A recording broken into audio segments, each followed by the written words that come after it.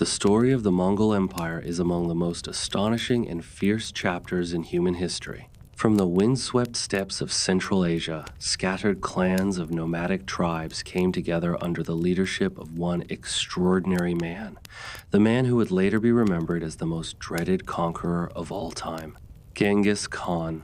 What started as a local tribal uprising soon transformed into a storm of conquest, leaving behind destroyed kingdoms and burning cities.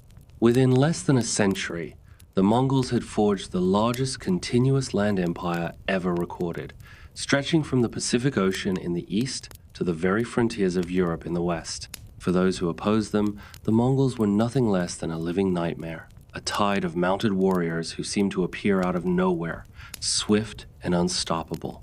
Yet for their subjects, the empire was both ruthless and oddly transformative.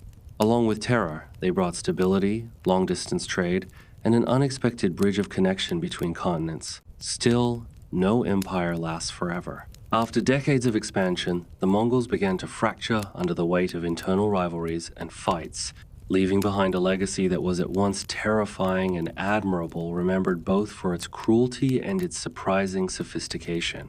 To truly grasp the reasons behind their meteoric rise and eventual collapse, we must return to the very roots of Mongol society. Daily life in the steppes gave no indication that these nomads would one day challenge the greatest powers on Earth. Their struggle was for survival enduring the unforgiving climate of the Eurasian plains, where every day meant battling hunger, rival tribes, and the brutal forces of nature. The Mongolian homeland, located deep in Eastern Asia, was vast and boundless, but also merciless. With scorching summers and deadly winters, farming was nearly impossible, and yet, these nomads thrived. The Mongols were pastoral herders, moving continuously to find fresh grazing lands for their animals. Their wealth wasn't measured in coins or treasures, but in livestock goats, sheep, yaks, and above all, horses. To them, animals were not just food, but life itself, a source of transport, clothing, shelter, and power. Horses in particular became their most prized possession, giving them unmatched mobility and forming the backbone of their future military dominance. Life on the steppe was harsh and unpredictable. While trade with neighboring tribes gave them access to grain, textiles, and luxury goods, conflicts were just as common. Raiding was a way of life. Tribes attacked one another for animals, grazing grounds, and even women. Capturing brides through raids was not unusual, especially for men unable to provide the dowry expected in marriages. This constant threat meant that nearly every Mongol man was trained as a warrior, ready to fight at a moment's notice. Even women were sometimes skilled in combat, making the Mongols a community always prepared for battle. But their lives were not only about violence. Under the wide-open sky, Mongols gathered at night to sing heroic songs, tell stories of battles and kingdoms, and pass down their legends. Their homes were the yurts, or gurs, circular, portable tents built from a wooden frame covered with felt or animal hides. Inside, a fire in the center kept families warm during the brutal winters. Around the hearth, families meditated and prayed to their eternal sky god, Tangri. Tangri was no ordinary deity. Considered the father of all other spirits, he was the eternal and formless god of the sky, infinite, timeless, and unknowable. Unlike other gods, Tangri was not worshipped with idols or temples. For the Mongols, he was simply the ever-present force watching over their lives, guiding their destiny on the vast steppes. The belief in Tangri, the eternal sky god, was not just spiritual, it shaped the destiny of the Mongols themselves. It was said that Temüjin, the man the world would one day remember as Genghis Khan, received a divine mandate from Tangri, granting him the right to conquer and rule. While Tangri remained supreme in their worldview, the Mongols were far from exclusive in religion. Over the centuries, they absorbed and tolerated diverse faiths: shamanism, Buddhism, Christianity, and Islam, each leaving its mark on their culture. Before the spread of Buddhism and Islam, shamanism was the heart of Mongol spirituality. Shamans, also known as Bo or Bakshi, acted as intermediaries between the human and the spirit world. They performed rituals, healed the sick, and even predicted the future by entering trances. Often, ceremonies were accompanied by rhythmic drumming, chanting, and ecstatic dances. Sometimes, psychoactive herbs were used to open the gateway into altered states of consciousness, where the shamans claimed to commune with spirits and ancestors. But while their spiritual life was rich, politically the Mongols were deeply fragmented. The word Mongol itself was not the name of a single unified nation. At first, it was a loose label used for scattered nomadic tribes across the vast Eurasian steppe. The earliest records of people who may be identified as Mongols appear in ancient Chinese chronicles, which describe a group known as the Xiongnu, dating back to the Shang dynasty nearly 3,000, 4,000 years ago. The Xiongnu built a formidable empire north of China more than 2,200 years ago, around the time China was uniting under its first imperial dynasties. But their power was short-lived. Political infighting, clashes with the Chinese, and constant tribal wars eventually tore their empire apart. In modern-day Mongolia, the Xiongnu are remembered as both Turkic-speaking groups and as precursors of later Mongolic-speaking tribes. Over time, other powerful confederations rose and fell. Among them were the Höelün, who ruled large parts of Mongolia but were eventually overthrown by their former vassals, the Turks. These Turks established their dominance in the Orkhon River Valley and became contemporaries of China's Great Tang Dynasty, 600 and 907 CE. After their decline, the Uyghurs stepped into power, showing how Mongolia was a constant battlefield of shifting alliances and rising steppe empires. The road to a truly unified Mongol nation didn't begin until much later. By the 11th century, the nomadic tribes began to see that survival depended on forging alliances instead of fighting one another endlessly. Yet powerful enemies still loomed. Among them were the Khitan, a Mongolic people who established the Liao dynasty in northeastern China. From the 10th century until 1125, they controlled much of Mongolia. Their strategy was the classic steppe method of divide and rule, turning tribes against each other to prevent unity. Despite this, some attempts at unification had begun. Historical records mention a confederation called the Khamag Mongols, meaning the nation of all Mongols. However, it was far from complete. Many tribes remained outside its fold. When the Khitan eventually fell, a new power, the Jin dynasty, rose to dominate northern China. Unlike their predecessors, the Jin favored a rival Mongol group, the Tartars. The Tartars lived east and south of present-day Mongolia and had been excluded from the Khamag Mongols. Because the Khamag Mongols had allied with the Khitan in their final battles, sending 50,000 warriors to fight alongside them, the Jin rulers saw them as enemies and instead elevated the Tartars. For this reason, for many years in both Chinese and foreign accounts, the Mongols as a whole were often referred to as Tatars, even though they were only one of many tribes. This complicated web of tribal rivalries and shifting allegiances set the stage for the rise of one extraordinary leader who would finally unite the steppe under one banner. As always, the divide and rule strategy worked perfectly. The rivalry between the Khamag Mongols and the Tartars dragged on for years, draining both sides. Endless warfare weakened their confederation, exhausting the people. For generations, tribes had been taught that constant raiding and blood feuds were essential for survival. But now, the cost was too heavy, and many began to realize that this cycle of violence could not continue forever. It was at this turning point that a powerful leader named Yesuge, chief of the Borjigin clan, a branch of the Khamag Mongols, emerged with a vision. He sought unity, and in true steppe tradition, he attempted to secure alliances through marriage. His bold plan was to betroth his 9-year-old son to the daughter of a neighboring chief. This boy was Temüjin, the child who would one day become the legendary Genghis Khan. The story of Temüjin begins with his mother, a courageous young woman named Höelün. She came from the Olkanut clan, a subgroup of the larger Merkit Confederation. Originally, she was promised in marriage to a man named Chilger of the Merkits. Following custom, Chilger had worked for her family for several years to earn the right to wed her. But fate had other plans. On their journey to begin their married life, Höelün and Chilger encountered a band of raiders. As we know from steppe traditions, bride kidnapping was common. If a man could not secure a bride by dowry or approval, he might simply take her by force. Realizing the danger, Höelün made a heartbreaking decision. She handed Childr a piece of her clothing, urging him to remember her, and begged him to flee before he was killed. That was the last time she would ever see him. The leader of the raiding party was none other than Yesugei of the Borjigin. He took Höelün as his wife, unknowingly making bitter enemies of the Merkits, who would later seek revenge. Höelün was brought to Yesugei's camp, where he already had another wife and several children. Though her life had been torn apart, Höelün accepted her new fate.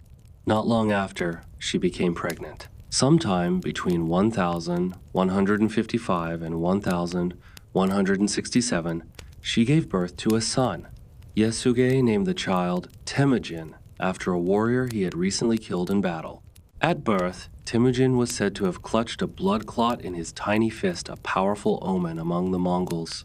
Shamans declared this a sign from the heavens that the boy was destined for greatness, a future leader blessed by Tangri.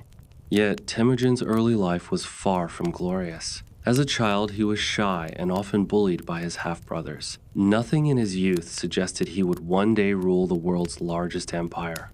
When he turned 8 years old, it was time for his first step into adulthood, an arranged marriage.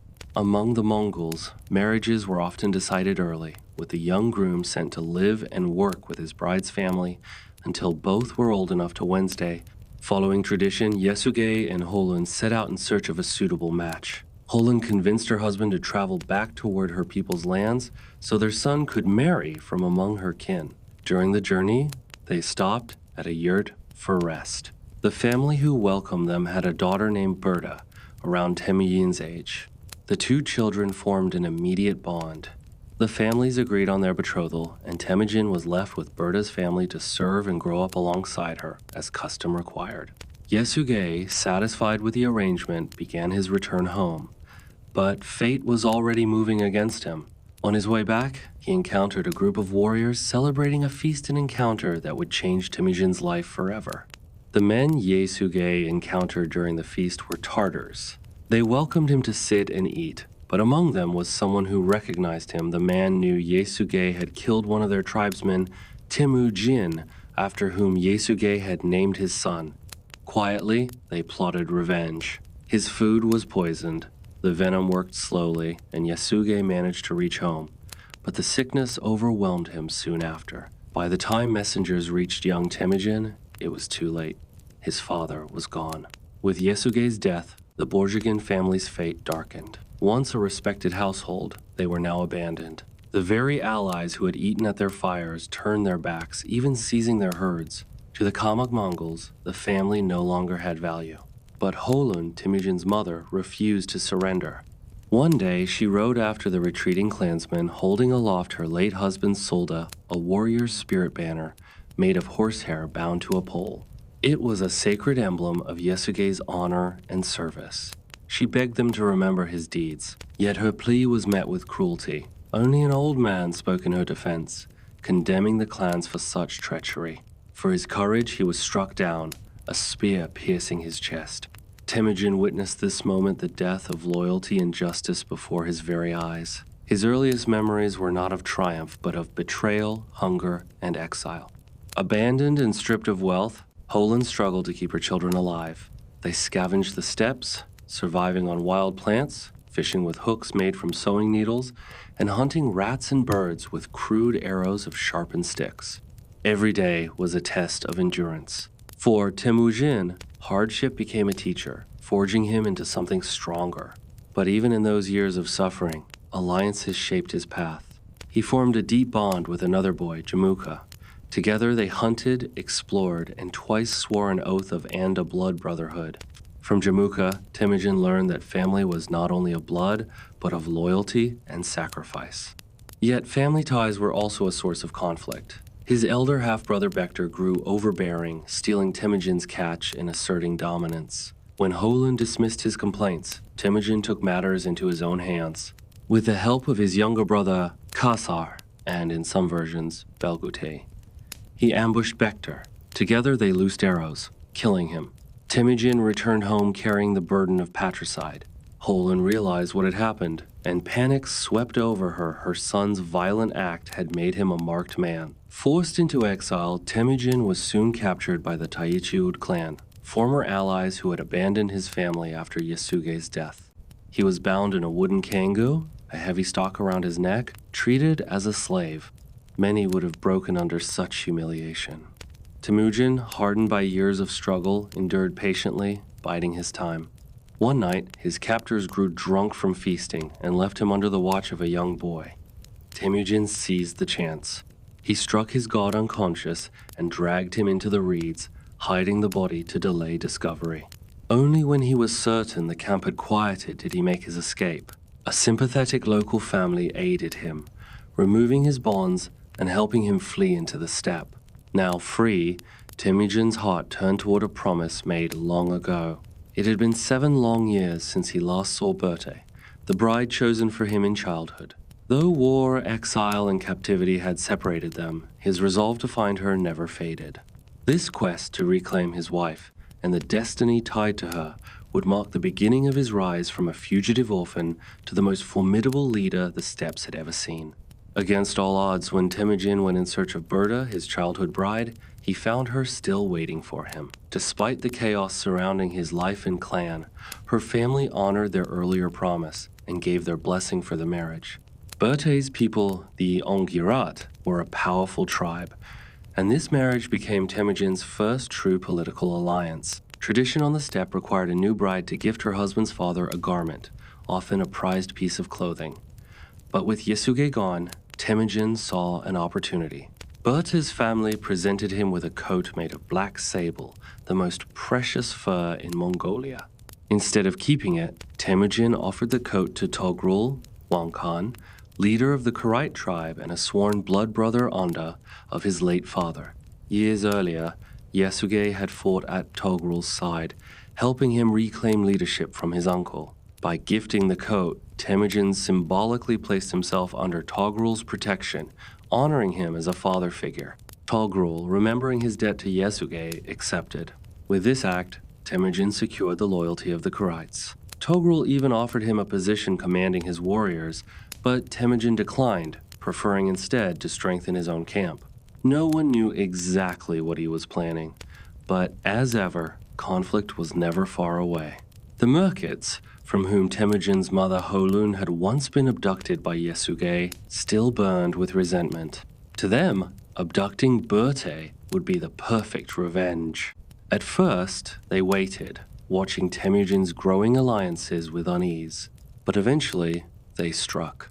Under cover of night, the Merkits raided. Outnumbered and vulnerable, Temüjin fled with his mother and a handful of warriors into the forest.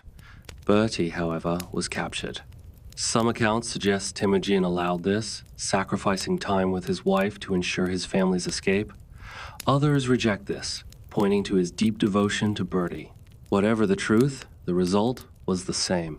She was taken, given as a wife or concubine to a Merkit warrior named Chilgar. Heartbroken, Temüjin turned to his allies. He appealed to Togrul, who was outraged that the Merkits had dared dishonor someone under his protection. Temüjin also sought help from his sworn brother Jamuka, who had his own hatred for the Merkits, having once been enslaved by them before escaping. Both men agreed to join Temüjin's cause.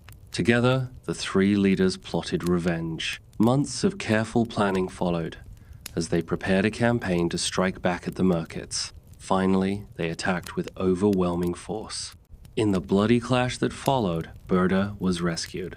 Not long after her return, however, Berthe became pregnant. In time, she gave birth to a son named Jochi.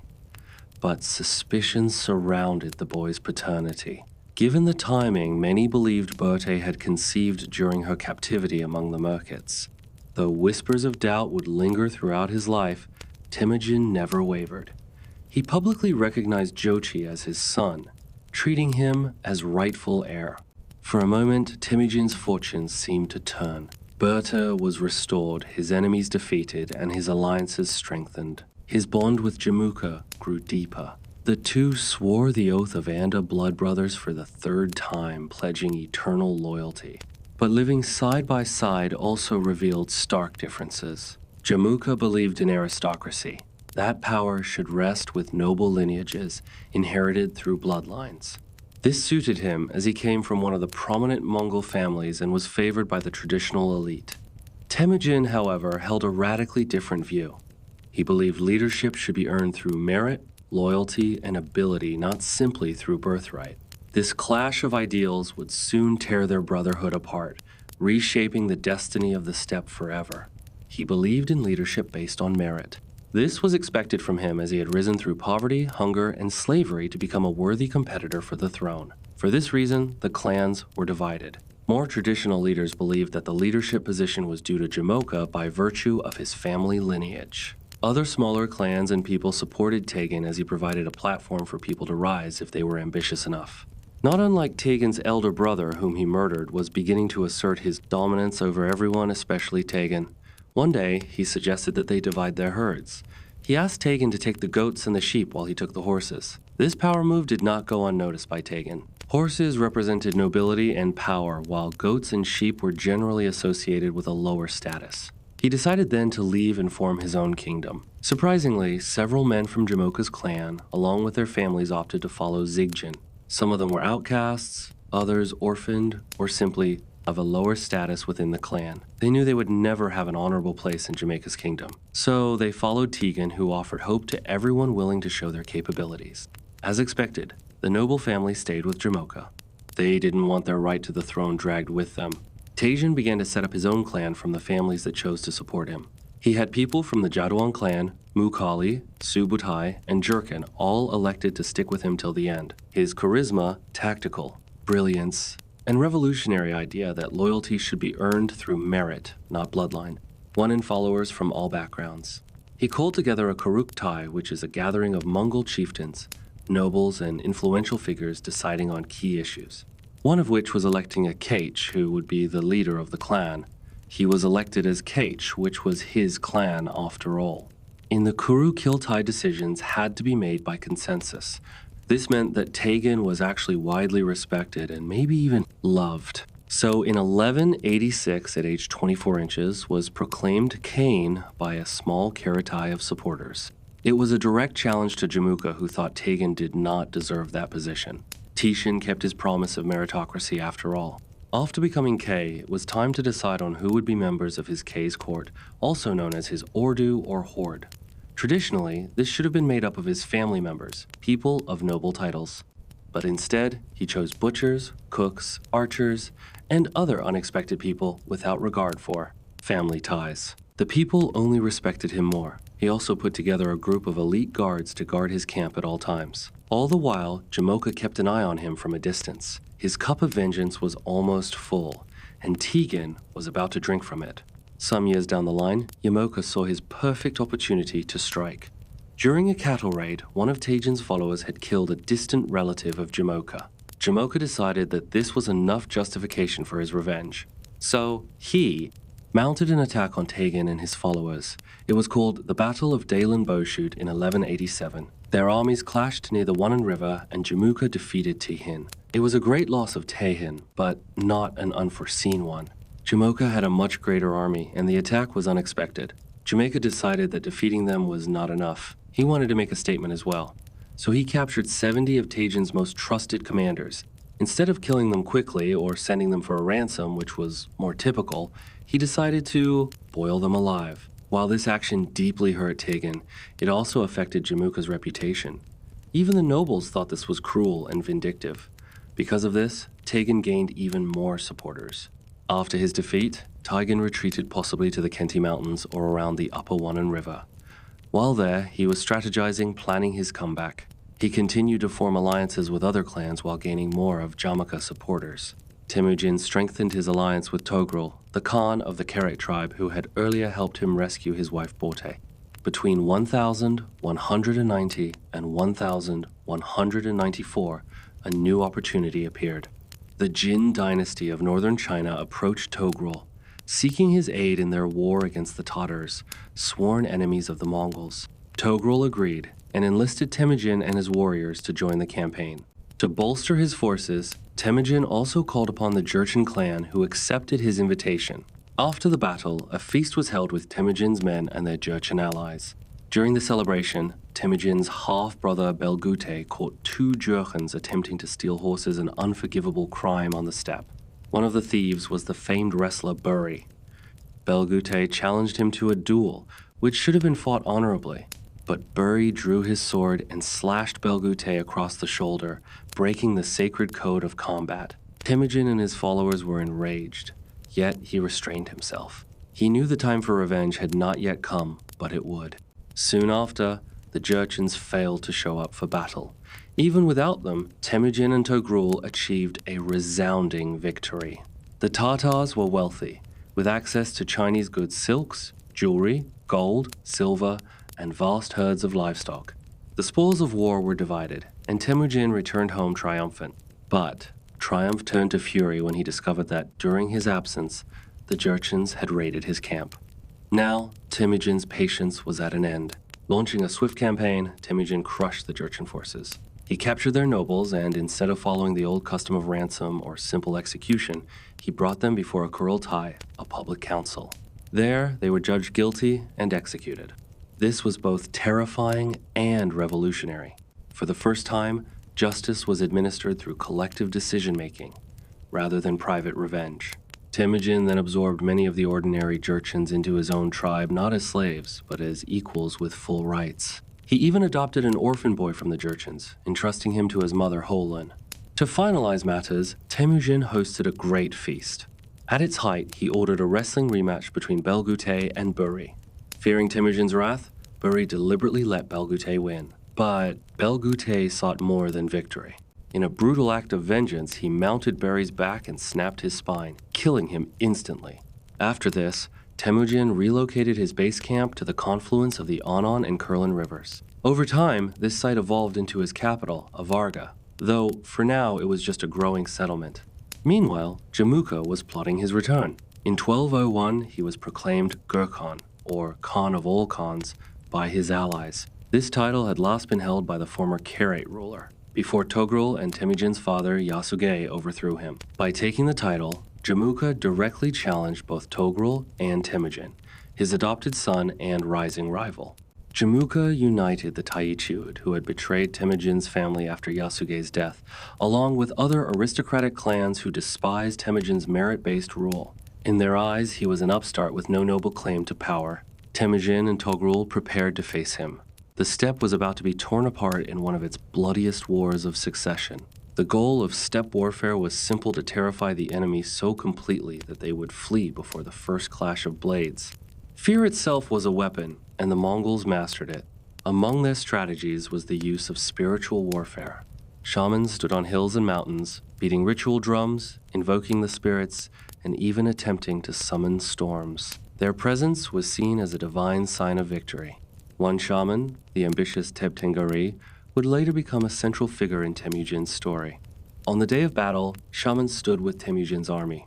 Thunderstorms roared overhead, which many believed were the result of their magic. With the support of Togrul's Kiev warriors, Temüjin also held a numerical advantage over Jamuka. As the storm raged, Jamuka's followers began to flee, and he was forced into retreat. The Kiev pursued Jamuka and his main force, while Temüjin went after the Taichiud, the tribe that had once betrayed his family. The battle raged into the night. Amid the chaos, Temüjin was struck in the neck by a poisoned arrow. His loyal companion Jelmi carried him to safety. Jelmi stayed with him through the night, sucking the poisoned blood from the wound. Out of respect for the earth, he refused to spit it out on the ground, swallowing mouthful after mouthful until he could endure no more. Only then did he finally release it. When Temüjin awoke at dawn, he was alive, though weakened, his fate once again hanging by a thread. By morning, many of the Taichiud were unaware Temüjin had survived. Demoralized, they fled, only to be hunted down by his warriors. Their leaders were executed. But Temüjin showed gratitude to the family who had once helped him escape captivity decades earlier, setting them free. Meanwhile, Jamuka slipped away from Togrul's forces, ensuring that the war for supremacy was far from over. In 1202, the Year of the Dog, Togrul launched another campaign against the Tatars, calling on Temüjin for support. It was here that Temüjin began to truly shine as both a strategist and a reformer. He noticed a recurring problem. After each raid, warriors would abandon discipline in a frantic rush to loot, allowing enemy survivors to regroup and strike back. To solve this, Temüjin introduced a radical new rule: no looting until the enemy was completely destroyed. He then created a system of fair distribution. Every soldier received a share, and families of fallen warriors were also provided for. This gave his men unmatched motivation, knowing their loved ones would never be left destitute. At first, these reforms faced resistance, but their success soon became undeniable. Wealth grew greater than ever, and discipline strengthened Temüjin's army. But victory brought a new challenge: how to integrate the conquered Tatars into his growing state. The Taichiud were few and easily absorbed, but the Tatars numbered in the thousands. Their size and prestige required decisive action. Temüjin convened a Kurultai, a great council, where a shocking decision was made. Every Tatar male taller than the axle pin of a cart would be executed. This symbolic measure marked the difference between adulthood and childhood. After this purge, the surviving Tatars were absorbed into Temüjin's tribe as full members, not slaves. He even adopted a Tatar orphan for his mother to raise, and married two noble Tatar women, Yesugun and Yesui. The integration was so complete that soon outsiders began referring to all Mongols as Tatars. What had begun as a single tribe's destruction ended with their name becoming synonymous with the entire Mongol nation, a chilling reminder of how Temüjin transformed enemies into the very foundation of his empire. In 1203, only a year after his conquest of the Tatars, Temüjin introduced one of his most radical reforms. He reorganized his entire force into units of 10, called an Arban. Each Arban was bound by brotherhood. If one warrior deserted, the whole group was punished. The eldest usually led the unit, though members could also elect a different leader if they chose. 10 Arbans formed a Jagan of 100 men, 10 Jagan formed a Mingan of 1,000, and 10 Mingan combined into a Tumen, an army of 10,000. Leaders of each level were chosen by Temüjin himself. At the start, his total force numbered around 8,000 warriors, not enough to fully implement the system. Historians believe he adapted this model from Turkic tribes, but Temüjin applied it not only to his army, but also to society itself, weaving discipline into daily life. He began calling his people the Nation of Felt Walls, a poetic reference to the felt tents they lived in. Yet, for all his growing power, one shadow still lingered over him. Jamuka lived, and Togrul, the Kiev Khan who had once been his adoptive father, was growing old.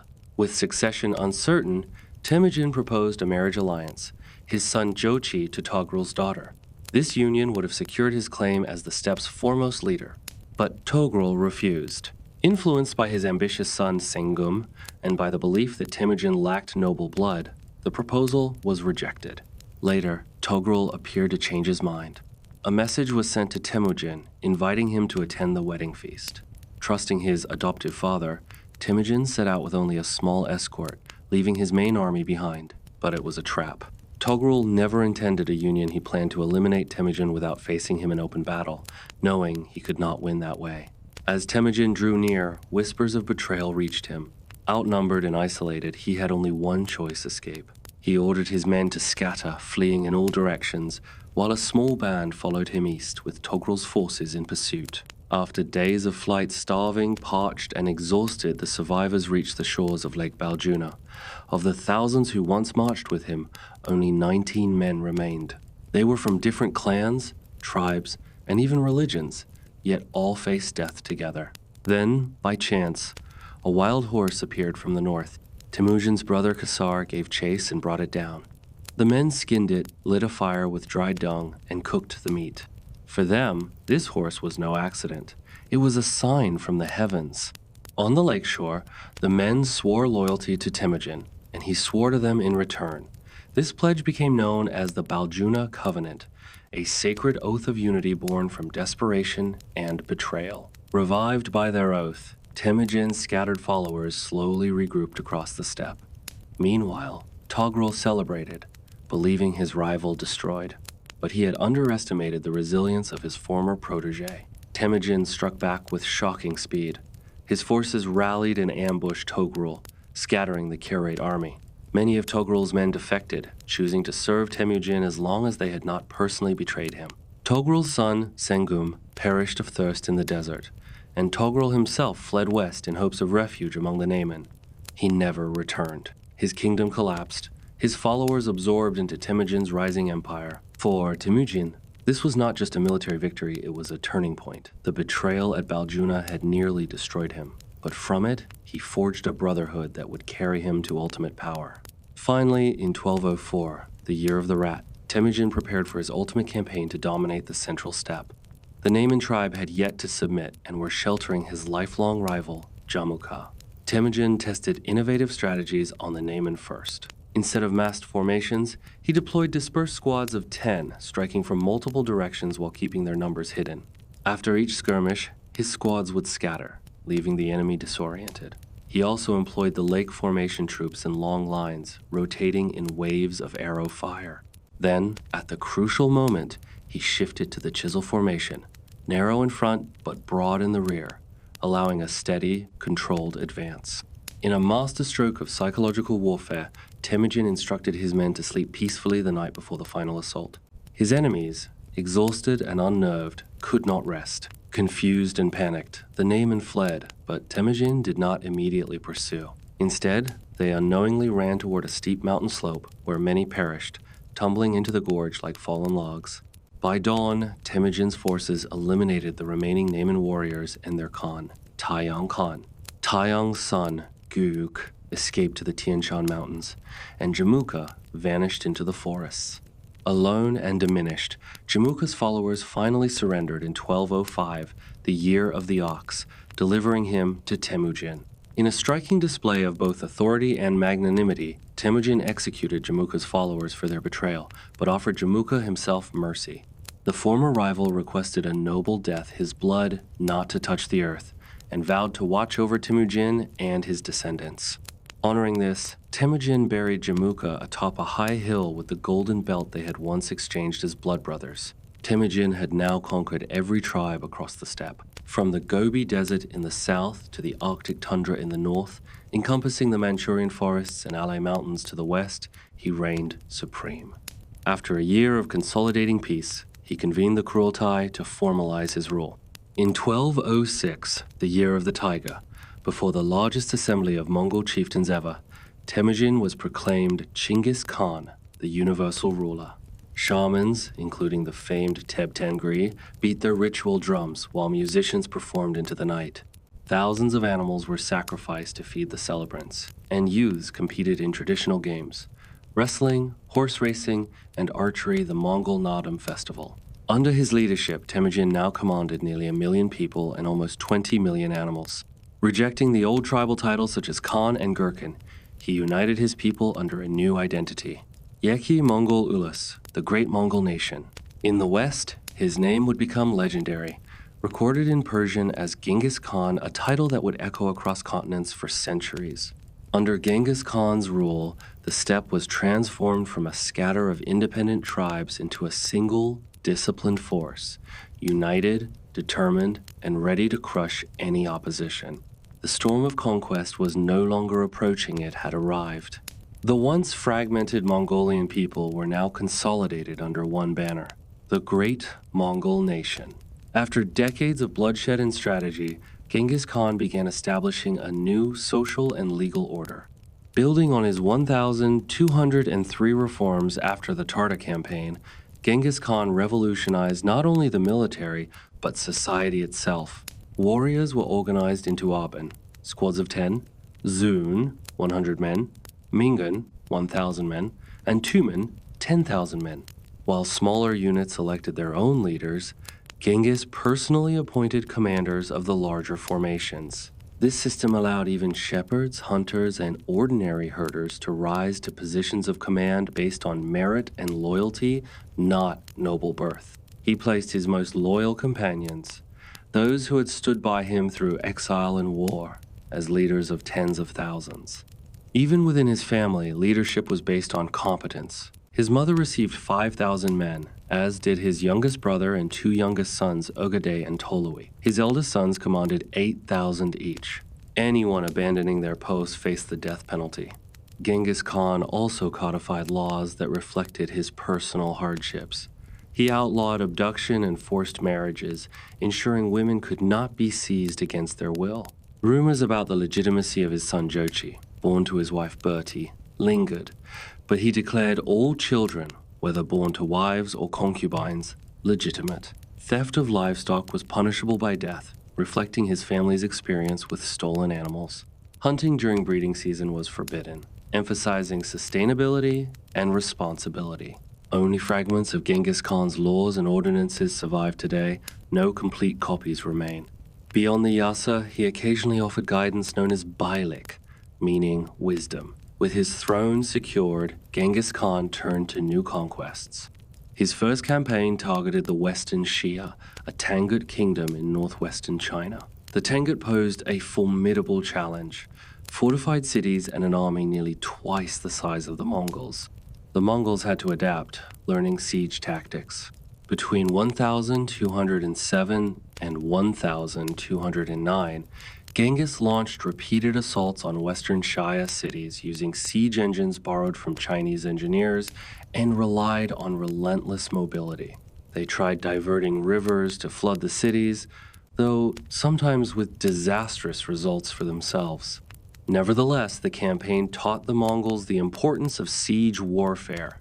Eventually, starvation and disease forced the Xia to submit, becoming vassals to Genghis Khan. While pursuing external conquests, Genghis also faced internal challenges. Family members resented his merit-based policies, receiving smaller shares of power and wealth than loyal allies. His mother, Höelün, grew particularly wary of a shaman named Tangri, who had risen by politically aligning with Genghis Khan. Tangri interpreted dreams and made prophecies claiming the eternal blue sky favored Genghis, increasing his influence at court. As Tangri grew powerful, Genghis entrusted him with overseeing the estates of his mother and younger brother. Teb and his 6 brothers enriched themselves and began oppressing others. After Teb's brothers assaulted Genghis's brother Khazar, Khazar sought vengeance. Genghis Khan mockingly dismissed him. Teb further manipulated the situation by prophesying that Khazar was also a threat to the throne, giving Genghis the pretext to imprison Khazar. Höelün, furious at Teb's influence, rode through the night to confront Genghis Khan. In a dramatic gesture, she untied Khazar and reportedly held him to a chest, warning Genghis sternly about Teb's manipulations. Genghis eventually restored some control to Khazar, but Teb and his brothers continued their abuses. After Höelün's death, her estate passed to Genghis's youngest son, Tolui, who cared for her in her final days. Teb refused to relinquish control and humiliated Tolui publicly. Genghis's wife intervened, warning that Teb's unchecked power could threaten even their son's inheritance. This prompted Genghis to act decisively. He invited Teb and his brothers under the pretense of a meeting. Outside, 3 men were waiting, ending Tangri's reign. Genghis then appointed a new, older, and less ambitious shaman, stabilizing the internal political landscape. Amidst these internal reforms, Genghis continued to seek alliances and expand his empire, setting the stage for further conquests. In 1207, Genghis Khan sent his eldest son Jochi, along with a tumen of 10,000 men on a campaign to Siberia, known as Sibia in historical records. Jochi returned with thousands of new recruits, strengthening the Mongol army. Following his inclusive policy, Genghis Khan arranged tribal marriages between his people and the tribes of Sibia, solidifying alliances. Turning south, he sought new diplomatic relationships. The Uyghur people of the Taklamakan Desert in modern-day Xinjiang submitted to him. To cement this alliance, Genghis offered his daughter in marriage to the Uyghur Khan. The wedding was lavish, with the Uyghur Khan presenting gold, silver, silk, and woven textiles as gifts, reflecting their advanced culture. In 1210, the Jin dynasty of northern China sent a delegation demanding Mongol submission. The dynasty ruled Manchuria, northern China, and Inner Mongolia from Zandu, claiming authority over the steppe tribes. They expected Genghis to kowtow, kneeling with forehead to the ground as an act of submission. Genghis, after decades of fighting for independence, refused. Instead, he turned his back, spat on the ground, insulted them, and rode off, leaving the envoys choking in dust. This marked Genghis Khan's declaration of fight. Carefully, he communicated his plan to the Mongol tribes via Kurultai, explaining the next conquest. After consulting the leaders, he withdrew to the mountains to pray, bowing to the eternal blue sky, recalling past tortures inflicted by the Jin, and asking for victory. Meanwhile, Mongolian warriors fasted and prayed, awaiting his return. On the fourth dawn, Genghis descended, declaring that Tangri, the eternal sky, had promised victory and vengeance. This fight was historic. The first major campaign of the unified Mongol Empire. Victory would boost Genghis Khan's power, demonstrate the Mongol army's strength, and showcase its unique warfare system. Mongol warriors were built for endurance. They traveled light, carrying only essential gear: a traditional long robe, a fur hat with ear flaps, thick-soled riding boots, flints, needles, arrow-sharpening files, a leather container for milk and water, and a lasso for capturing livestock or prisoners, all packed in a small skin bag. Each squad of 10 also carried a collapsible yurt, enabling mobility without supply trains. Unlike traditional armies burdened with wagons and foot soldiers, the Mongols moved with large reserves of horses, using them for transport, milk, and food. Soldiers hunted or looted for survival, some carrying dried milk and meat to consume on horseback. Every Mongol soldier was a cavalryman, skilled in archery and riding, with no foot infantry giving them unmatched speed and flexibility. In contrast, the Jin army was twice the size, mostly composed of foot soldiers. Yet, Mongol warriors were healthier, stronger, and far more mobile, a force uniquely adapted to dominate the steppe and beyond. The Mongol diet was simple and nourishing: dried meat, milk, and other dairy products. In contrast, traditional armies relied heavily on carbohydrates and long supply chains. Mongol units spread over vast areas, allowing animals to graze and men to hunt. Formations were strategic. Genghis Khan moved at the center, flanked by right and left wings, a smaller vanguard ahead, and a rear guard protecting livestock and reserves. Communication across the army required precision. Central camps were laid out methodically, and each unit of 1,000 men had its own medical team, often staffed by Chinese doctors. Messages were passed orally, embedded in rhymes and songs. The Mongol mindset towards warfare was uncompromising. Losing was never considered. Soldiers were forbidden to speak of defeat or death, creating an unstoppable morale. Despite their dominance on open terrain, fortified cities remained a challenge. Genghis Khan's genius was his willingness to win by any means, spreading confusion, exploiting political tensions, and using deception.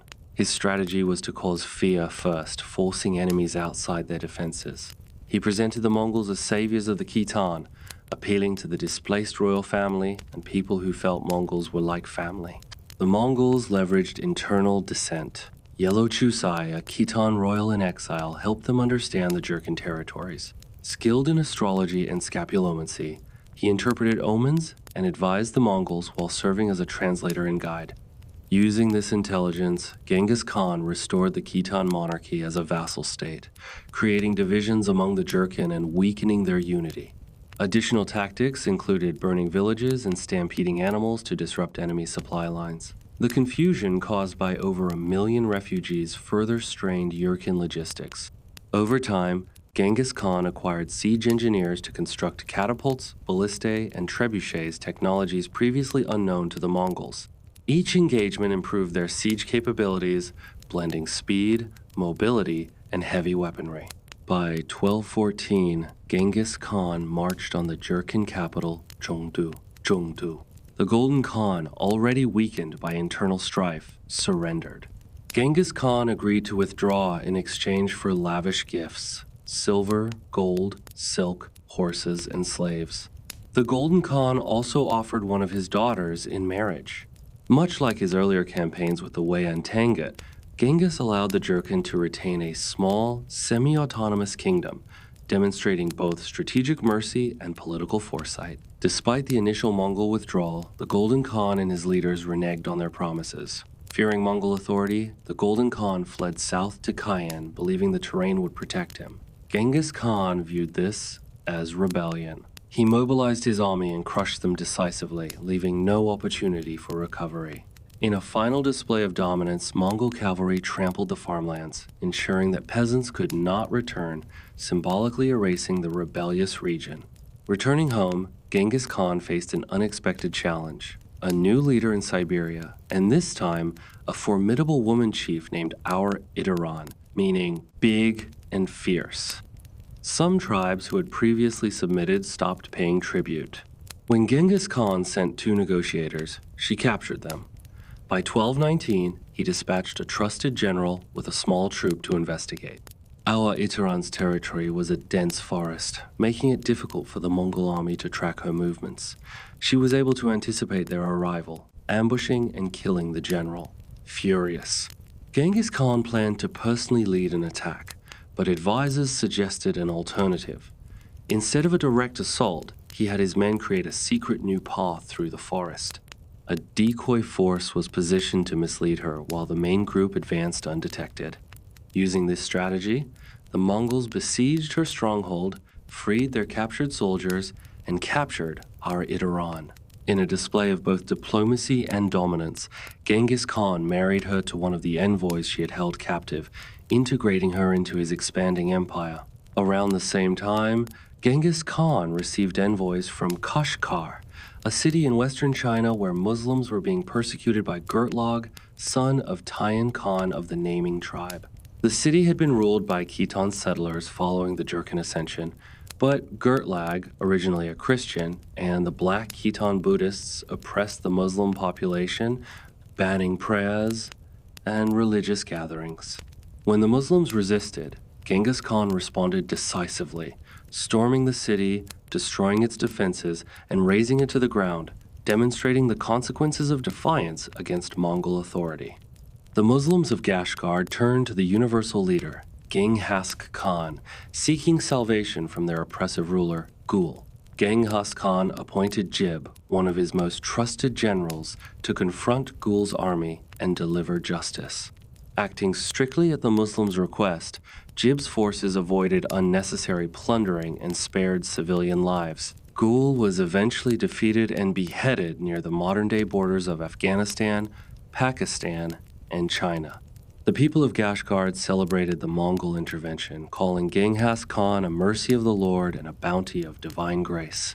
By 1219, Genghis Khan was approaching 60 years old. His empire was secure, prosperous, and well-organized. Warfare was no longer his primary concern. Trade now dominated his focus. There was a thriving flow of Asian goods, silk, textiles, and occasionally exotic items from the Middle East. The Muslims of the region were renowned for fine metals and exquisite glass, which attracted Genghis Khan's attention for potential trade partnerships. He targeted the Khwarezm Empire, ruled by Sultan Shahadin Muhammad, a powerful kingdom stretching from the Caspian Sea to India along critical Silk Road trade routes. Genghis Khan sought a peaceful trade agreement and sent an envoy, presenting the Sultan as a fatherly figure to his empire. The Sultan reluctantly accepted, and Genghis Khan prepared a caravan of about 500 merchants carrying luxury commodities, silk, silver bars, white camel cloth, and other treasures for safe passage. However, upon entering the Khwarezm Empire, the governor of Otra intercepted the caravan, seizing the goods and murdering all merchants. Genghis Khan demanded justice, but the Sultan failed to respond appropriately. This slight was taken as an insult by the Mongol leader, and Genghis Khan began preparing a campaign of vengeance. The Khwarezm Empire was advanced renowned for agriculture, science, trade, and craftsmanship, with hubs like Gugans, Bakhara, and Samarkand producing both wealth and scholars like Alberini. Yet, internal political tensions weakened the empire, leaving factions within the army. The Mongols exploited these weaknesses, turning what should have been a diplomatic trade mission into a precursor for war. Genghis Khan's envoy had initially sought trade relations, but the governor of Otra, with the Sultan's permission, killed 450 merchants and sold their goods. When Genghis Khan demanded punishment, the Sultan insulted him further, killing one envoy and shaving the beards of 2 others, a deep humiliation to the Mongols. Enraged, Genghis Khan followed his custom in times of crisis. He withdrew to the mountains of Birkensen, spending 3 days and nights in prayer, facing the earth. Upon descending, he was resolute and ready for battle. This time, he vowed no mercy would be shown. What had begun as a diplomatic mission had now escalated into a full-scale war, set to unleash the Mongol storm upon the Khwarezm Empire. By 1219, Genghis Khan had redeployed his vast Mongol army westward with the intent of obliterating the Khwarezm Empire. He commanded between 90,000 and 200,000 warriors, roughly matching the Sultan's forces. However, the Sultan's army was large but poorly united, which Genghis Khan had carefully studied using intelligence gathered from Muslim merchants familiar with the region. The Sultan grossly underestimated the Mongol army, assuming the invasion would follow the natural Daryan Gate route, a predictable path connecting their empires.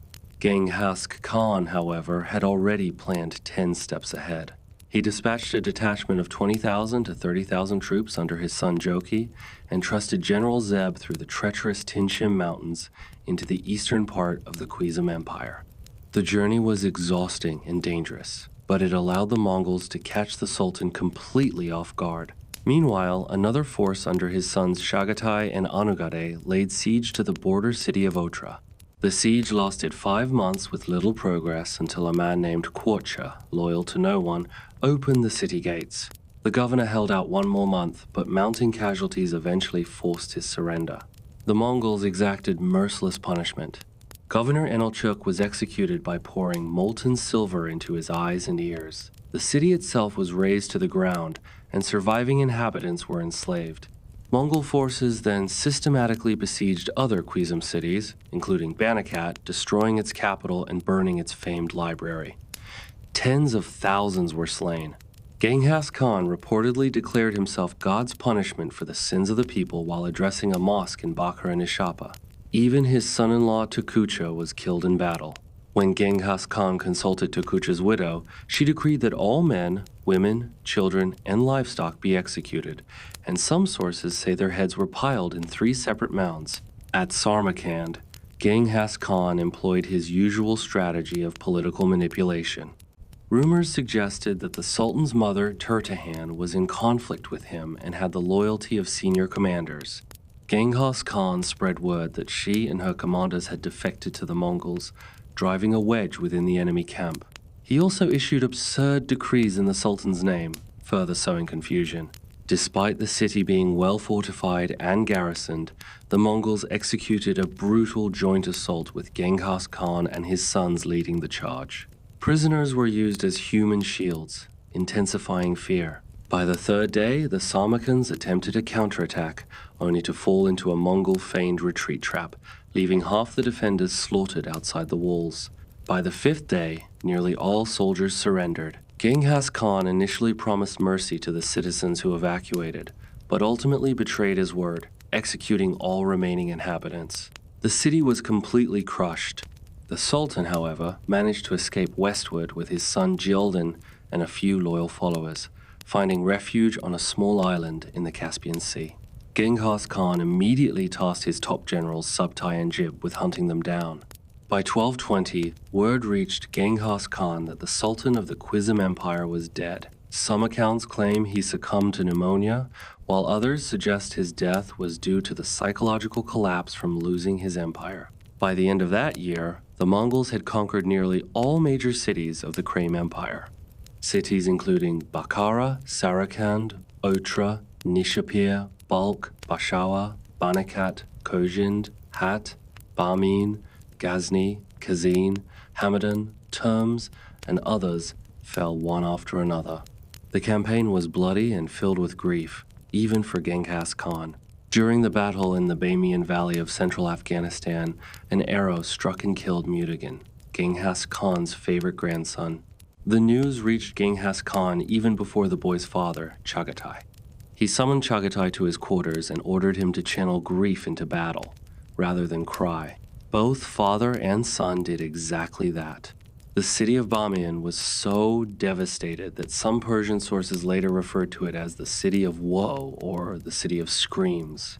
Historical estimates place the death toll of the Khwarezm campaign at around 50 million over 5 years. With the campaign concluded, Genghis Khan turned his attention to succession, a matter weighing heavily on his mind as he was now well over 60 years old.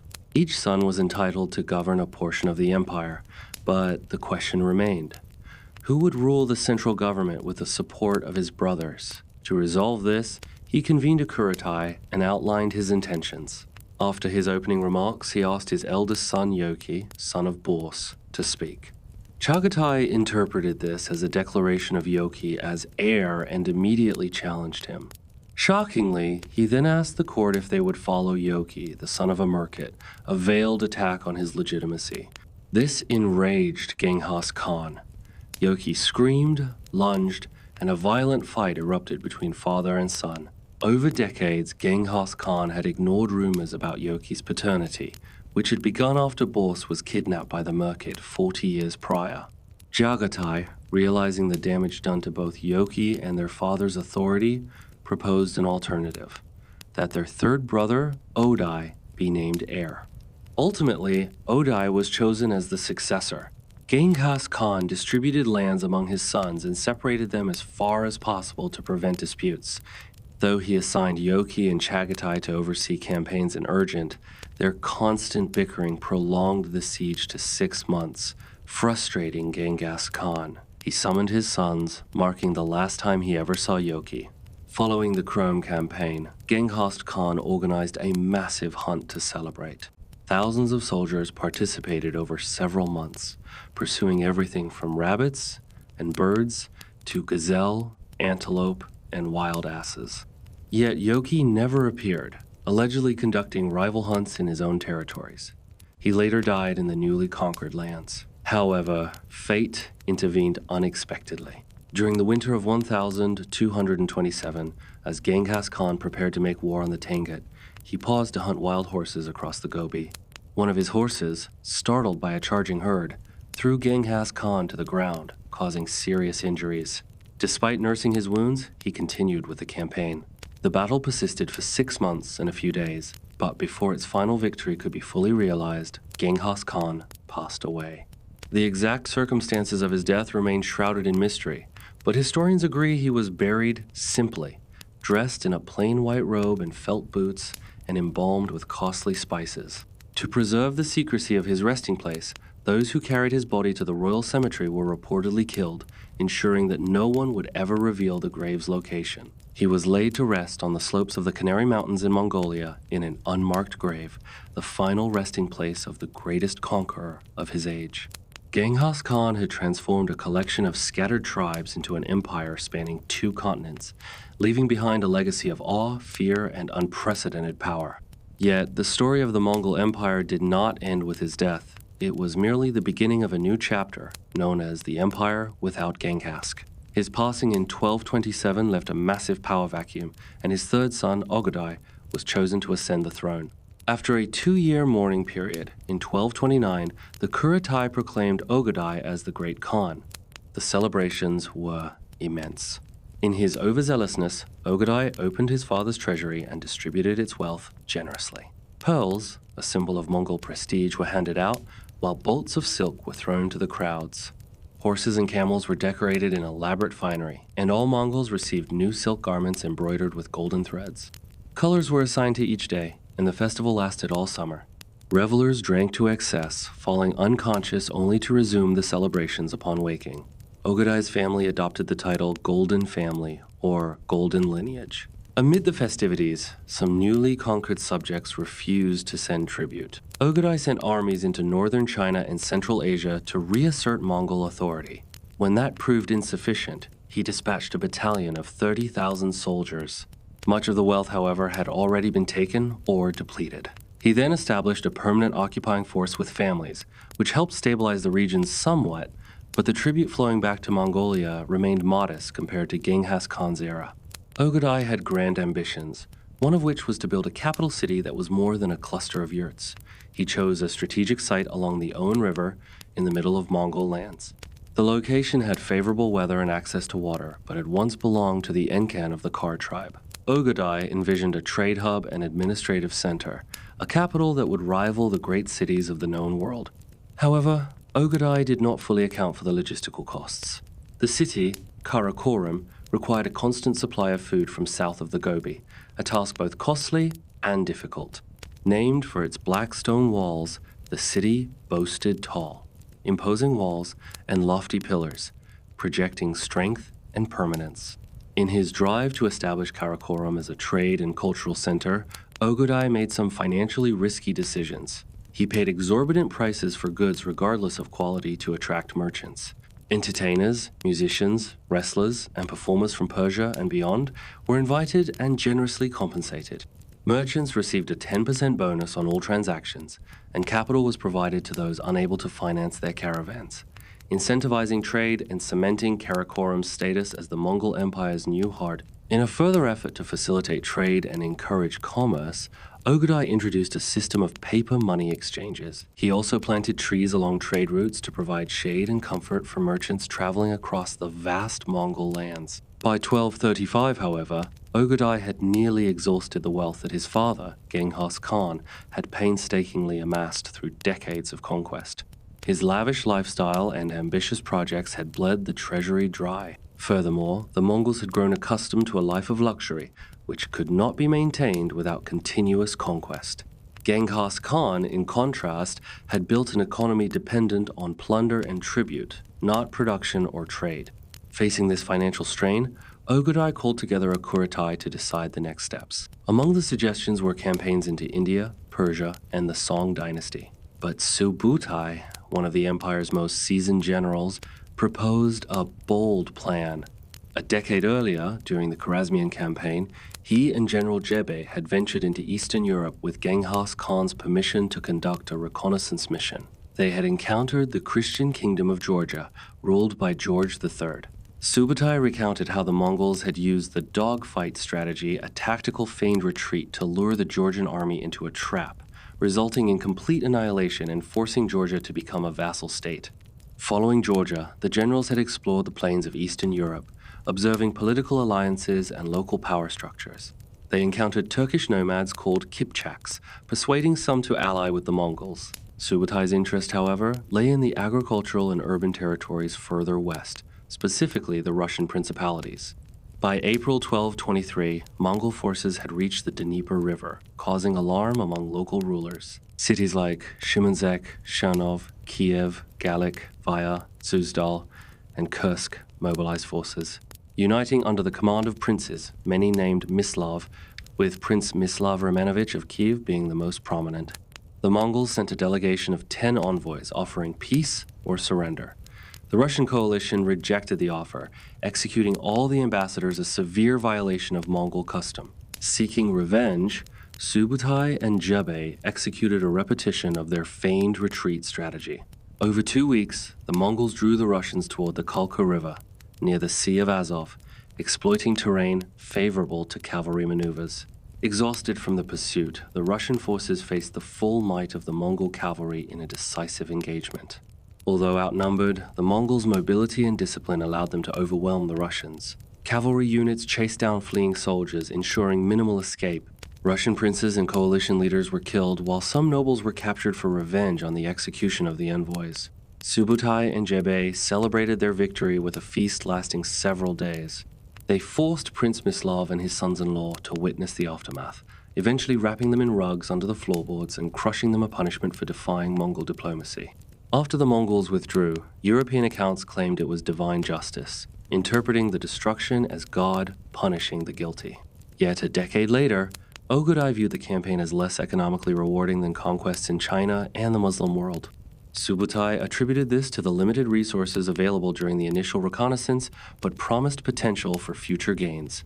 Within the Mongol leadership, opinions were divided. Some supported the European campaign backed by Batu, Jochi's son, while Ögedei prioritized the Song dynasty in China following his father's vision. Eventually, a compromise was reached. Simultaneous campaigns, one into Europe, led by Batu and Subutai, and another into China. However, this split focus weakened the Song campaign, and despite initial victories, the Mongols failed to fully conquer the territory. Ogedai lost his favorite son during the Song Dynasty campaign, while the European front saw tremendous military success but brought little economic reward. The European campaign required immense preparation and coordination. The invasion force, a mix of 50,000 Mongols and 100,000 allied troops, was led by Subutai with Batu and Mongke, Jochi's son, under his command. It was the most sophisticated army the Mongols had ever fielded. By 1236, the army began by conquering the Volga Bulgars, establishing a Mongol base in their territory. They employed their classic tactic of splitting forces, creating confusion and ensuring that no Russian prince could rely on reinforcements. The Mongols demanded surrender from Russian cities, promising protection in return for tribute, but most refused. Ryazan was among the first targets. The Mongols terrorized the countryside, rounding up forced labor and constructing a wooden wall around the city. They employed advanced siege weapons, firebombs, and psychological warfare. After 5 days, they breached the city, slaughtered the elite, and set churches ablaze, triggering a mass exodus of terrified refugees. Following each conquest, the Mongols registered all captured people, livestock, and goods, redistributing them according to a rigid system. Word of Mongol terror spread quickly, with European chroniclers, like the English monk Matthew Paris, portraying them as demonic and inhuman, blending fact and myth in a reflection of European fear. By 1240, the Mongols had conquered most of Russia and focused on Kiev, the spiritual and political heart of the Slavs. After Kiev executed Mongol envoys, Munka led a siege. Panic ensued, with so many people crowding into the Church of the Virgin that the roof collapsed under the weight. On the 6th of December, 1240, the Mongols captured and burned Kiev. The valiant defense by Commander Dmitry earned him rare Mongol mercy.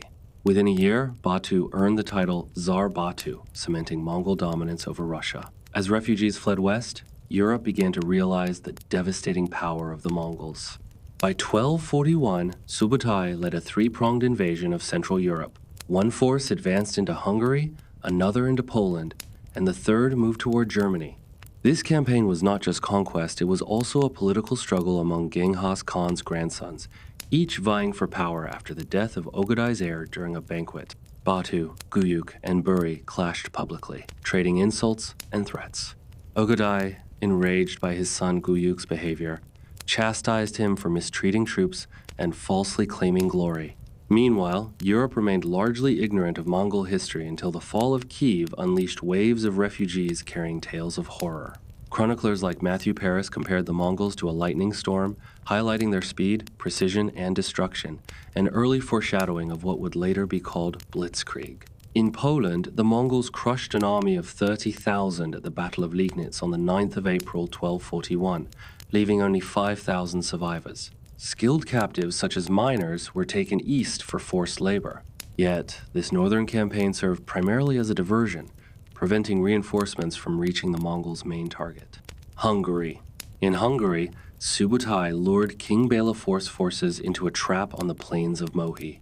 Mongol siege weapons and fire broke through Hungarian defenses. Fleeing soldiers ran into staged ambushes, leading to massive slaughter. Priests attempted to repel the Mongols using religious relics, but this provoked the Mongols, who viewed it as a spiritual insult. Churches were burned, and high-ranking clergy were killed, effectively breaking Hungarian resistance. King Bela fled, and the Mongols had obliterated Hungary's military and religious leadership. In the autumn of 1241, as Mongol armies dominated from Poland to Hungary, a solar eclipse occurred on a Sunday. Christians interpreted it as a divine warning, fueling rumors of supernatural Mongol powers. Letters circulated claiming Mongols were demons from hell, devouring the dead, raping virgins, and committing unspeakable acts. Though unverified, these stories amplified fear across Europe. And just as terror peaked, the invasion abruptly stopped, fate intervening to halt Mongol expansion into the heart of Europe. On the 11th of December 1241, Ogedai Khan died reportedly in a drunken stupor. Around the same time, his brother Chagatai also passed away. Within 14 years of Genghis Khan's death, all 4 of his sons were gone. The grandsons raced back to Mongolia, each vying to become the next great Khan. By early 1242, the Mongols began a calculated withdrawal from Western Europe. The forests, rivers, and farmlands of Germany and France made steppe-style cavalry warfare nearly impossible. The wet climate weakened composite boughs, and the open grassy plains crucial for Mongol mobility were absent. While the campaign brought military triumphs, it delivered little economic reward. They looted King Bela IV's camp, seizing tents, furnishings, and craftsmen, Saxon miners, scribes, and goldsmiths. But Europe lacked the wealth of China or Persia. To salvage value, the Mongols made a fateful deal in Crimea, trading captured youths to Italian merchants from Venice and Genoa. These prisoners were sold into slavery across the Mediterranean, many ending up in Egypt as Mamluks, elite slave soldiers. This short-term profit carried long-term consequences, as 20 years later, the Mongols would face these same soldiers at the Battle of Jalut, marking their first significant defeat. Ogedai's death and Batu's retreat effectively ended Mongol expansion in that form, leaving the empire vast but politically fractured. Mongolian women, however, had always been extraordinary. From Höelün, who allowed herself to be kidnapped to save her husband, to Bort, who stood resolutely in the market camp, they wielded immense influence. While Mongol men were away for months on campaigns, women maintained order, managed administration, and preserved the cohesion of the empire. During Ogedai's reign, more women rose to positions of authority. They did more than manage households, they were the threads holding the empire together. Ogedai had been a drunk, and as he descended further into alcoholism, his wife Temüjin rose in prominence. Though not his senior wife, she proved the most politically astute and capable.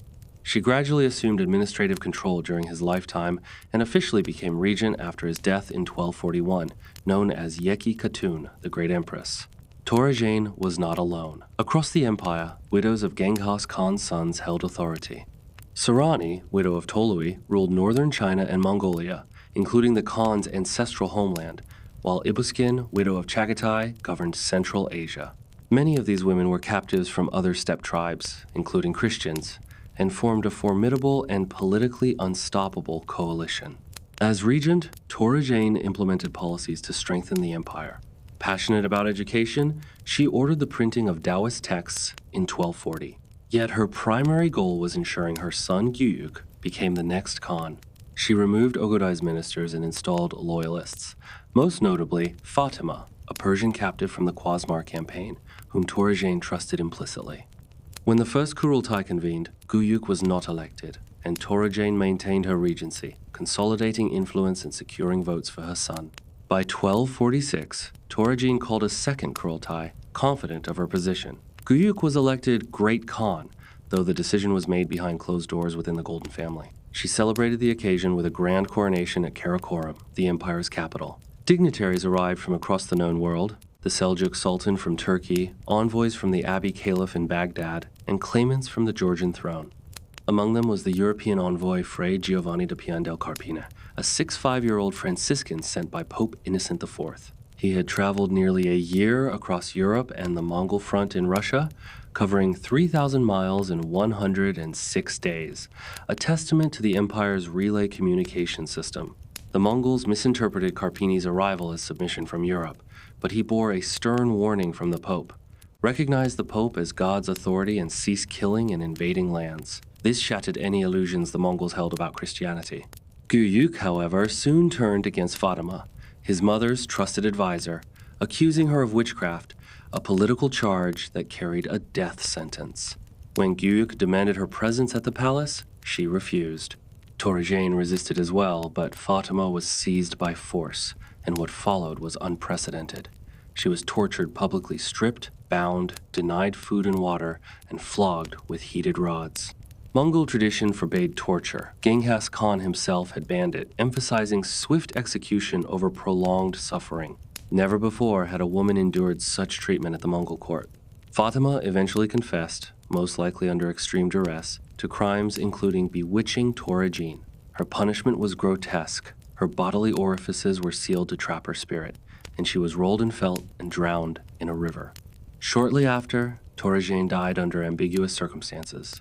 Whether from illness, grief, or foul play remains unknown. Gyuyuk's rule, brief as it was, became synonymous with vengeance. He launched campaigns to eliminate all connected to Fatima, including Teji, Genghis Khan's last surviving full brother and potential rival. Temüj, another claimant, had previously attempted to raise an army but failed. In a secret trial at the Gur, Guyuk's loyalists sentenced him to death. He also moved against other female regents, removing the widow ruling over Shagatai's territory and neutralizing Sorokani, who governed Tolui's lands and had rejected Guyuk's marriage proposal. With the eastern front secured, Guyuk prepared to march on a vengeful campaign against his powerful cousin Batu Khan in Russia. Their rivalry dated back to a public insult during a victory feast years earlier. However, before action could commence, Sorokani secretly dispatched messengers to warn Batu of Guyuk's plans. Shortly after departing Mongolia, Guyuk, only 43, died suddenly. Records are vague, but the timing and context suggest foul play. His death cleared the way for Mongol, Sorokani's son, to rise and continue the Tolui line. 1251 Munkeshossen marked a pivotal moment, determined not only to consolidate the empire, but also to complete Genghis Khan's unfinished conquests in China and the Islamic world. Mongol acted decisively. His election at the Kurultai of 1251 was marked by political maneuvering and suppression, particularly against members of the House of Ogadai. Once secure, Mongol convened a grand Kurultai at Karakoram to outline two ambitious campaigns. One east, led by his brother Kublai against the Song dynasty, and one west, led by his brother Hulagu, to bring final Mongol supremacy to the Islamic world. Hulagu's western campaign was critical. For decades, the Mongols had raided Persia, threatened Baghdad, and battled the Khwarezmian remnants, but had never fully subdued the region. Mongol envisioned a campaign that would eliminate all resistance, punish defiant rulers, and destroy the spiritual heart of the Islamic world, Baghdad, seat of the Abbasid Caliphate. To support this, Mongol committed unprecedented resources. Tens of thousands of elite troops from all parts of the empire, including China, Central Asia, and Christian vassals from Georgia and Armenia. Engineers and siege specialists were recruited from China and Persia, and a disciplined logistical network of horses, oxen, and camels ensured sustained operations. Hulagu's first objective was securing the eastern Islamic territories, particularly the highlands of Persia and the Caucasus, a natural bridge into Mesopotamia and the Levant. Yet these highlands were home to one of the most stubborn and dangerous opponents of Mongol rule, the Nizari Ismailis, known in the West as the Assassins. For over a century, they had carved out an independent theocratic state in northern Iran, with Alamut as their fortress, virtually impregnable and renowned for its use of targeted assassinations. Through careful strategy, fearlessness, and reputation for martyrdom, the Nizaris had achieved a mythic status among neighboring states. Hulagu, however, was unimpressed. He had no interest in diplomacy or appeasement. Submission was demanded, and failure to comply would invite the full force of the Mongol war machine. The Nizari Ismailis resisted, but Hulagu moved decisively. One by one, their mountain fortresses were surrounded and starved into submission. Massive siege engines and early gunpowder devices were used to batter walls and spread panic. Some defenders surrendered under the psychological pressure. Finally, Alamut, perched on its rocky crag and long considered invulnerable, was besieged. Through a combination of firepower, starvation, and overwhelming numbers, Hulagu brought the fortress to its knees. The Grandmaster Rukn al-Din Qurshah surrendered in 1256, only to be executed along with his family. The Nizaris' political power was destroyed, sending shockwaves through the Islamic world. With Persia secure, Hulagu turned to Baghdad, the historical heart of the Muslim world. Though politically diminished, the Abbasid Caliphate retained enormous spiritual authority. Envoys were sent demanding submission and the dismantling of Baghdad's defenses. The Caliph al-Mustasim refused, a fatal error. In the winter of 1257, Hulagu crossed the Tigris with a massive army, building bridges, digging trenches, and employing massive siege engines. The Caliph's forces were quickly overwhelmed. By the 10th of February 1258, Mongol troops poured into Baghdad. Baghdad was devastated over 7 days. Mongol soldiers slaughtered civilians, burned mosques, and demolished libraries. The famed House of Wisdom, repository of ancient Greek, Persian, and Indian knowledge, was destroyed. Manuscripts were dumped into the Tigris, blackening the river with ink. While some Christian neighborhoods were spared due to alliances, the destruction was largely indiscriminate. Caliph al-Mustasim was captured and executed in accordance with Mongol tradition, rolled in a carpet and trampled by horses. Hulagu's conquest threw the Islamic world into chaos. Baghdad's fall was seen by many Muslims as divine punishment, while some Christians interpreted it as God's judgment on Islam. Hulagu established the Ilkhanate in Persia, with Tabriz as its capital, one of the four main divisions of the Mongol Empire. The Mongols' westward advance also created opportunities for long-standing enemies of the Arab world. Crusader states and even a Seljuk sultan sent troops to assist, while Damascus surrendered without a fight, saving itself from Baghdad's fate. Meanwhile, Kublai Khan in the east struggled against the Song dynasty. Unlike Hulagu, Kublai lacked military decisiveness and relied heavily on administrative and ceremonial governance. His campaigns were slowed by sectarian tensions between Taoists and Buddhists in his territories. Mongol Khan sent investigators, executed Kublai's top officials, and stripped him of financial authority. Finally, Kublai was summoned to Karakorum. He humbled himself before his brother and was forgiven, but tension lingered. Mongke then personally led the main assault against the Song, leaving Arik Bok in charge of the central government and the air. Despite victories, the Mongols met a firm limit to their expansion. In 1260, near the Sea of Galilee at Jalut, Hulagu's forces confronted the Mamluks of Egypt, elite slave soldiers primarily of Kipchak and Slavic origin, who had been trained decades earlier by European merchants. On the 3rd of September 1260, the Mamluks decisively defeated the Mongols, marking the first major Mongol defeat in open battle and halting their advance into the Levant.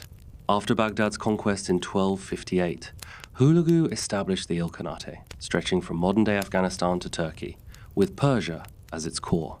His descendants continued to rule these territories as semi-independent monarchs, exercising autonomy while paying nominal respect to the Great Khan in China. Over time, the Ilkhanate gradually integrated local Islamic traditions, adapted Persian administrative structures, and became a center of wealth and culture, distinct from the Mongols of the eastern steppe. Meanwhile, the Golden Horde, founded by Batu's descendants in Russia and Eastern Europe, maintained its nomadic warrior ethos, controlling trade routes, extracting tribute, and dominating local principalities.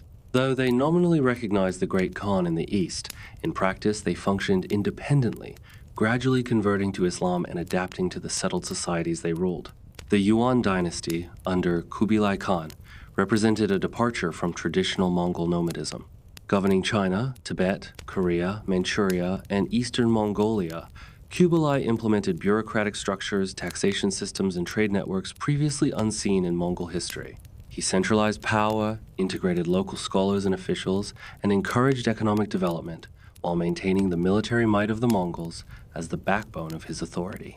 The once unified empire of Genghis Khan had fractured into four major political realms, each following its own trajectory: the Yuan dynasty in the east, the Golden Horde in Russia, the Ilkhanate in Persia and the Middle East, and the Chagatai Khanate in Central Asia, which had maintained a mix of nomadic tradition and Islamic influence. Though these Khanates occasionally cooperated militarily or diplomatically, no single ruler ever again commanded the entire Mongol Empire.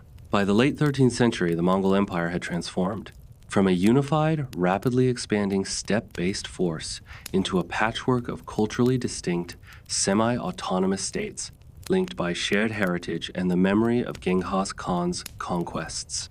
The eastern and western branches would continue to influence Eurasian history for centuries, but the era of total Mongol conquest and centralized authority had effectively ended. By 1279, after decades of campaigns, the Song dynasty finally fell, marking the full consolidation of China under the Yuan dynasty. This was not a simple conquest, but the culmination of years of attrition, siege warfare, and strategic administration by Kublai Khan. The Mongols integrated the southern Chinese elite into the bureaucracy while continuing to rely on Mongol and foreign officials in military and strategic posts. Kublai's reign highlighted a careful balance between Mongol traditions and Chinese governance. The steppe culture persisted within the royal court and military, while the general populace experienced a governance system increasingly influenced by Chinese administrative practices. Trade flourished under this hybrid system, with the Silk Road revitalized, connecting China to Central Asia, Persia, and Europe. Merchants, artisans, and scholars from across Eurasia migrated to Yuan cities, bringing new technologies, ideas, and cultural practices. Despite outward prosperity, tensions between Mongol elites and Chinese subjects remained. Kublai deliberately restricted intermarriage, maintained a hierarchical social structure favoring Mongols, and ensured that key military and strategic positions remained in Mongol hands. Yet, the cultural synthesis achieved under his rule left a lasting legacy. Urban planning, legal reforms, education, and patronage of the arts transformed China in ways that endured well beyond the Yuan period.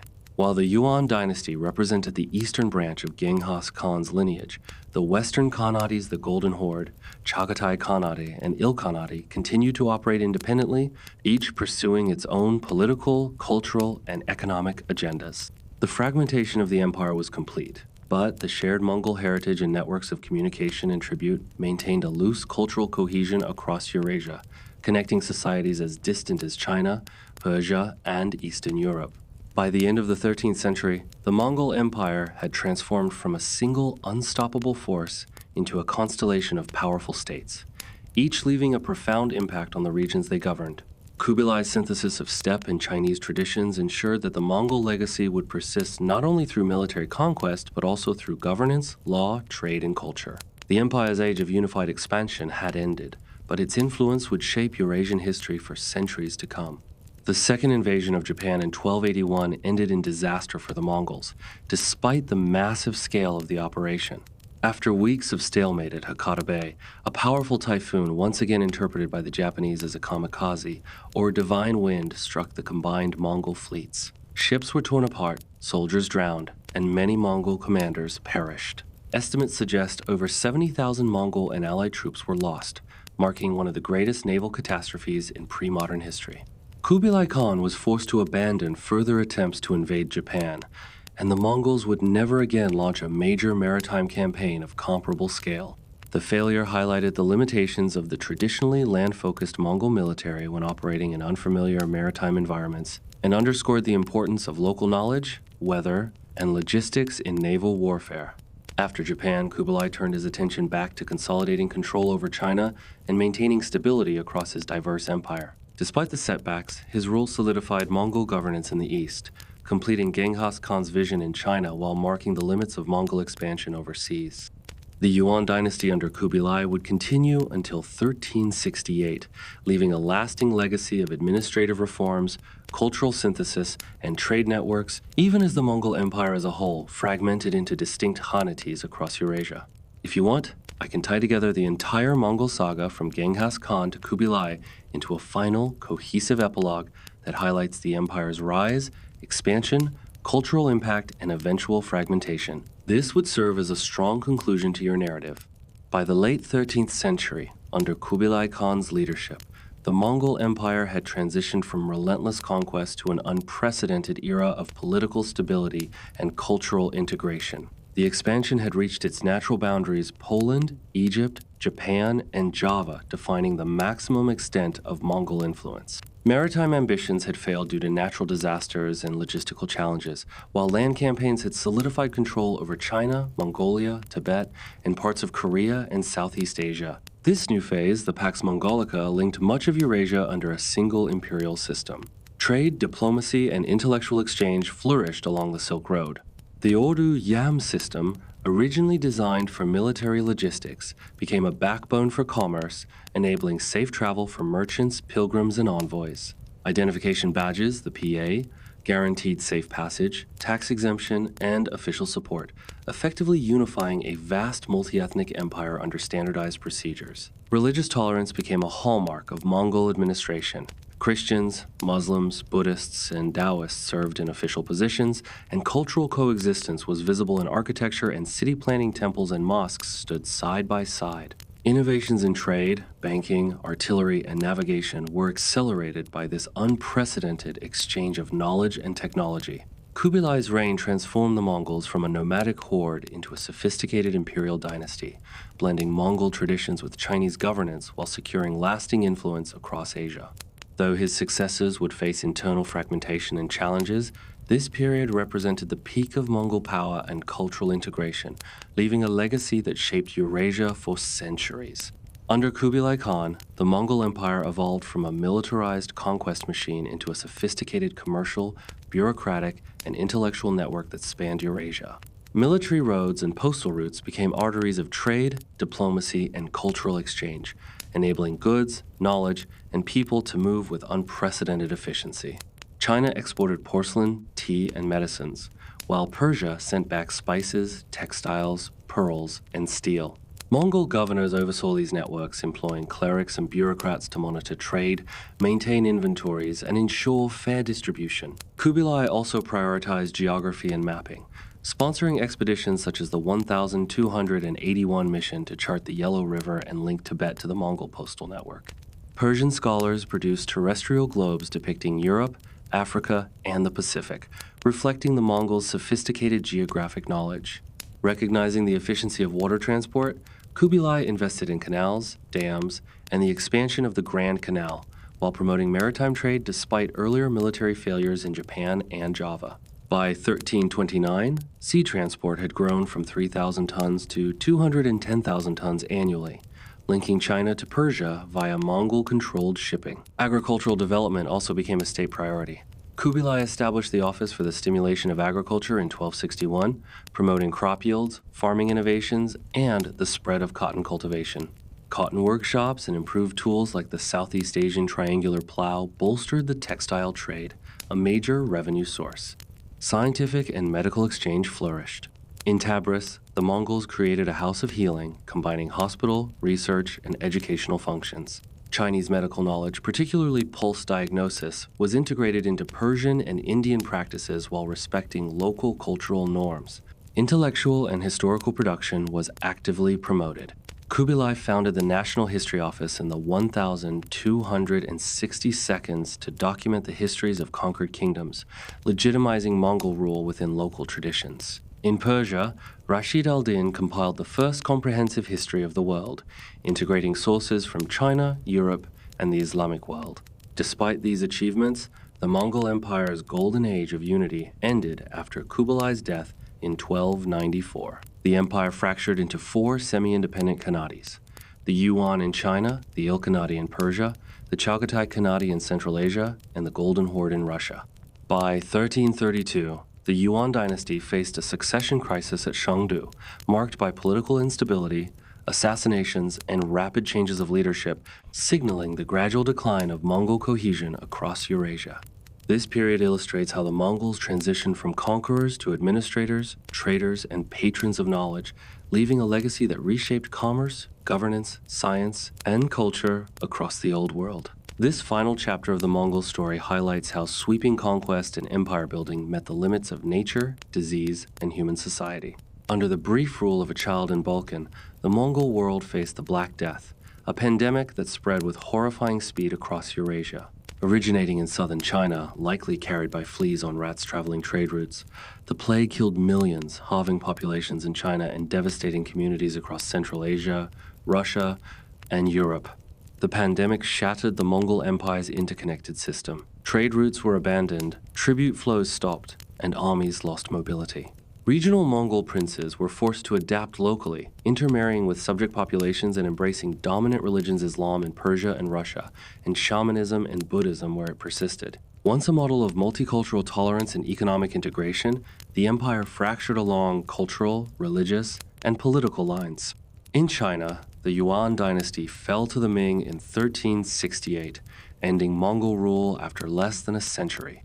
The Ilkhanate in Persia disintegrated into smaller states after the death of rulers without heirs, while Central Asia's Chagatai Khanate split into smaller factions, eventually absorbed into later empires. The Golden Horde lasted the longest, but even it fragmented by the 15th century, paving the way for the rise of Moscow and a unified Russian state. Despite political collapse, the Mongols left an enduring legacy. Demographically, modern genetic studies show that nearly 8% of men across former Mongol territories share Y chromosomes likely tracing to Genghis Khan, connecting over 60 million people to his lineage. Economically, the Mongol promotion of trade and infrastructure accelerated the flow of goods, knowledge, and technology. Chinese gunpowder, printing, and Persian astronomy reached new regions faster. Culturally, Mongol influence shaped law, administration, religion, art, and even language in Russia, China, Central Asia, and beyond. Intellectually, they encouraged historical documentation, science, medicine, and geographic exploration, while fostering cross-cultural exchange along the Silk Road.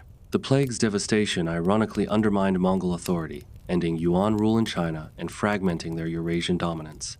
Yet the Mongol story is one of extremes: innovation and destruction, conquest and cultural synthesis. They demonstrated how a nomadic people could build a global empire, leave a lasting imprint on civilization, and transform the interconnectedness of the old world.